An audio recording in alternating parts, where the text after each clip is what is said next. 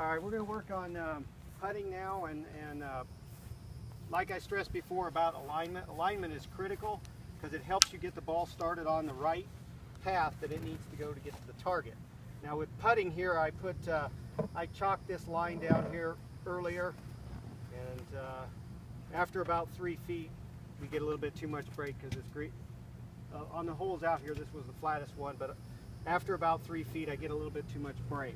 So we have an imaginary, we don't actually have an imaginary line, we have a chalk line that tells us what that ball has to follow to get to the hole. So we're going to try to position our body parallel to that line, and we're going to make sure the face of our putter, you know, and a lot of our putters have alignment lines on them, which allow them to get positioned properly on that line. So I'm going to try to make sure that my alignment line is on line with the path of this putt, and I'm going to make sure that my hips and shoulders and body is parallel to that line. And then I'm just going to make a stroke, keeping the putter low to the ground and along that line. And when it comes to putting, there is no right or wrong way to do it. There's no one best grip. Putting is something that it's very feel oriented. So what you got to do is be comfortable. But the most effective putters have their palms together. I mean, basically their palms face each other when they make the stroke, because it makes it more of a shoulder and arm stroke and a hinge, so that it stays with the path. And then when it stays on path, the ball follows the line, goes in the hole. Okay. If the putt goes inside the path, it's got to come back from the inside.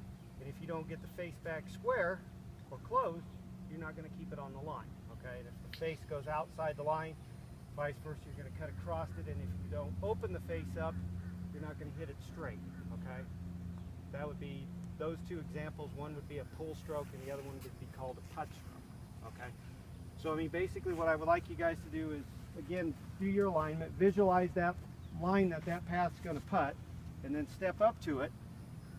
Pick that line. You know, once we take this chalk line away, I want you to visualize that line or an object somewhere between the ball and the hole that ball has to roll over to go in the hole. And when you pick that, you tend to stay more stable over the putt, and putting becomes a lot easier. Okay, I don't make every putt, but you know, I putt best when I pick that line and I make sure that my alignment is good. Okay, because that keeps you from proper alignment keeps you in the stroke.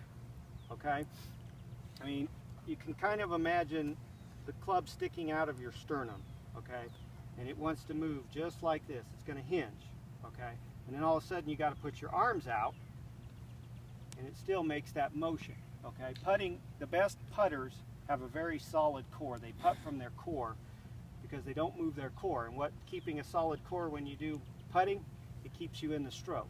And even if you're a peaker and you're solid with your core, you still strike the ball solidly. Okay, so why don't you come over here, Josh, and